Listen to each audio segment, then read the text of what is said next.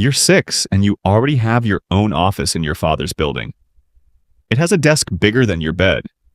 Your father calls it training. You call it the best room in the house because nobody tells you no in there. You're 9 and you're sent to a strict military-style school because your father says it'll make a man out of you. You learn to make your bed with hospital corners, and you learn that yelling at people sometimes gets you exactly what you want.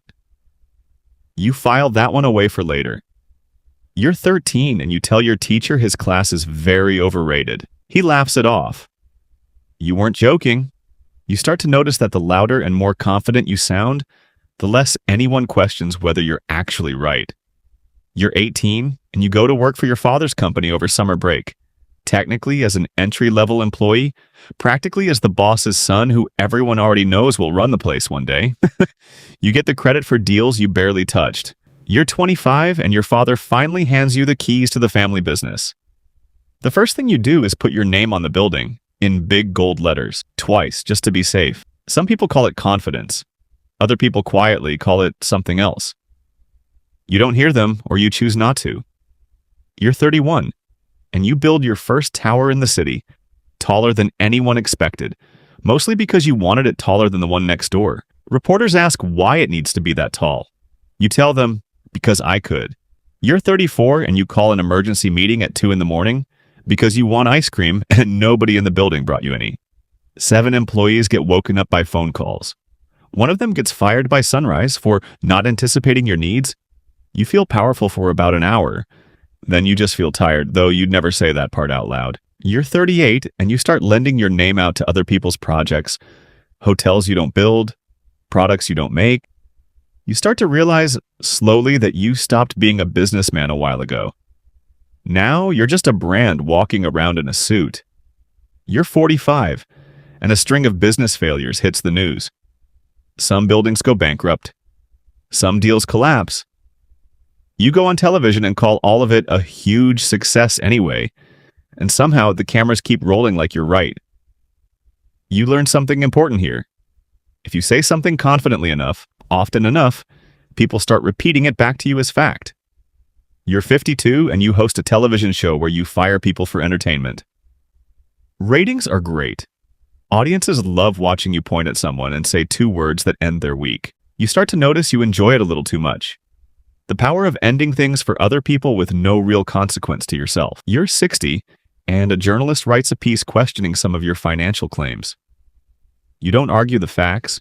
You just call the journalist dishonest repeatedly until the conversation isn't about the facts anymore. It's about whether the journalist can be trusted at all. You realize this works better than facts ever did. You're 65, and people start suggesting, half joking at first, that you should run for office. You laugh it off in interviews. Privately, you like the sound of it more than you let on, because it's the one title bigger than the ones you already collected. You're 68 and you actually run.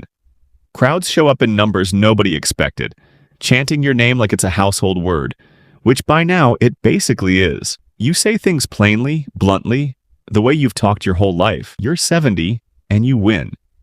You become the most powerful person in the country, technically, the most powerful job in the world. You hold your first cabinet meeting, and somehow, within the first 10 minutes, someone is sent out to get you ice cream.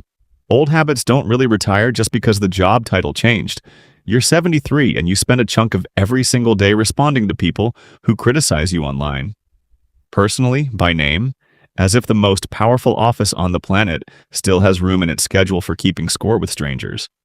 Advisors suggest you let some things go. You're 76, and history starts writing its first drafts about you, in real time, while you're still standing right there to read it.